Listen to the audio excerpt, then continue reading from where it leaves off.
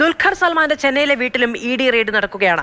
കേരളത്തിൽ നിന്നുള്ള E D ഉദ്യോഗസ്ഥരാണ് റെയ്ഡ് നടത്തുന്നത്. കെ പി ശ്രീധരൻ വിവരങ്ങളുമായി ചേരുകയാണ്. ശ്രീധരൻ, ഒരേ സമയത്താണ് ഈ പരിശോധനകളെല്ലാം നടക്കുന്നത് എന്നുള്ളതാണ് ഏറ്റവും പ്രധാനം. ചെന്നൈയിലെ റെയ്ഡ് എപ്പോഴാണ് ആരംഭിച്ചത്? എന്തൊക്കെയാണ് വിവരങ്ങൾ?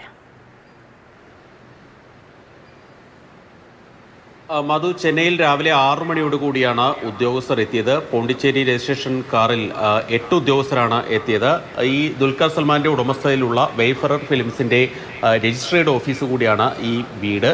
അതുകൊണ്ട് ഇവിടെ പരിശോധനകൾ നടക്കുന്നു. ഏറ്റവും പ്രധാനം, ഈ വാഹനക്കടത്തിന് പിന്നിൽ കള്ളപ്പണ ഇടപാടുകൾ, ഹവാല ഇടപാടുകളൊക്കെ നടന്നിട്ടുണ്ട് എന്നുള്ള ഒരു വാദം നേരത്തെ ഇ ഡിയും അതുപോലെ തന്നെ കസ്റ്റംസും ഒക്കെ മുന്നോട്ട് വെച്ചിരുന്നു. ഈ പല ഇടപാടുകൾക്കും അക്കൗണ്ട് ത്രൂ ട്രാൻസാക്ഷൻ അല്ല നടന്നിരിക്കുന്നത്. കൂടുതലും റെഡി ക്യാഷ് ആയിട്ടാണ്, ലിക്വിഡ് മണിയാണ് നൽകിയിരിക്കുന്നത് എന്നുള്ള ഒരു വാദമാണ് ഇ ഡി മുന്നോട്ട് വയ്ക്കുന്നത്. ഇതിൻ്റെയൊക്കെ അടിസ്ഥാനത്തിൽ ഏതെങ്കിലും തരത്തിൽ രേഖകൾ ഈ വീട്ടിൽ ഉണ്ടോ, വെയ്ഫറർ ഫിലിംസിൻ്റെ ഓഫീസിൽ ഉണ്ടോ എന്നുള്ള പരിശോധനകളാണ് അവിടെ നടക്കുന്നത്. ഏതാണ്ട് 6 മണിക്കൂറോളം പിന്നിടുകയാണ് ഇപ്പോൾ ചെന്നൈയിലെ ഈ ഓഫീസിലെ റെയ്ഡ്. കേരളത്തിൽ കഴിഞ്ഞ ദിവസങ്ങളിലൊക്കെ റെയ്ഡ്, കസ്റ്റംസിൻ്റെയൊക്കെ റെയ്ഡ് ഉണ്ടായിരുന്നെങ്കിൽ ആദ്യമായാണ് ചെന്നൈയിലെ വീട്ടിൽ റെയ്ഡ് നടക്കുന്നത്.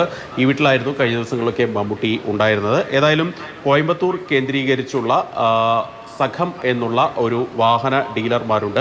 ഇവർക്ക് ഇക്കാര്യത്തിൽ വലിയ പങ്കുണ്ട് എന്നുള്ള ഒരു കണ്ടെത്തലാണ്, അല്ലെങ്കിൽ ഈ ഇറക്കുമതിയിൽ, ഭൂട്ടാനിൽ നിന്ന് വാഹനം ഇറക്കുമതി ചെയ്യുന്നതിൽ ഈ ടീമിന് വലിയ പങ്കുണ്ട് എന്നുള്ള ഒരു കണ്ടെത്തൽ കൂടി നടത്തിയിരുന്നു. ഇവരുമായി പല സിനിമാ താരങ്ങൾക്കും ബന്ധമുണ്ട്. അതായത് പല സിനിമാ താരങ്ങൾക്കും ഈ വാഹനങ്ങൾ വിറ്റിരുന്നത് ഈ സഖം എന്നുള്ള ഈ ഒരു ഏജൻസി ആയിരുന്നു, വാഹന ഡീലർമാരായിരുന്നു എന്നാണ് വിവരം. കോയമ്പത്തൂരിലും സമാനമായിട്ടുള്ള പരിശോധനകൾ നടക്കുന്നുണ്ട് എന്നാണ് വിവരം. പലപ്പോഴും അനധികൃത പണമിടപാടുകൾ നടന്നിട്ടുണ്ട് എന്നുള്ള സംശയം തന്നെയാണ് ഇ ഡിക്കുള്ളത്. ഇതിൻ്റെയൊക്കെ അടിസ്ഥാനത്തിലാണ് ഇപ്പോൾ ചെന്നൈയിലേക്ക് കൂടി റെയ്ഡ്, പരിശോധനകൾ വ്യാപിക്കുന്നത്. കെ പി ശ്രീധരനാണ് വിവരങ്ങൾ നൽകിയത്. കസ്റ്റംസ് പിടിച്ചുകൊണ്ടുപോയ വാഹനം വിട്ടുകിട്ടണമെന്നാവശ്യപ്പെട്ടുകൊണ്ട് കഴിഞ്ഞ ദിവസമാണ് ദുൽഖർ സൽമാൻ കോടതിയെ സമീപിച്ചത്. 10 ദിവസത്തിനുള്ളിൽ ഇക്കാര്യത്തിൽ തീരുമാനമെടുക്കണമെന്ന് കോടതി നിർദ്ദേശമുണ്ട്. അതിനിടയിലാണ് ഇപ്പോൾ ഇ ഡി റെയ്ഡ് കൂടി നടക്കുന്നത്.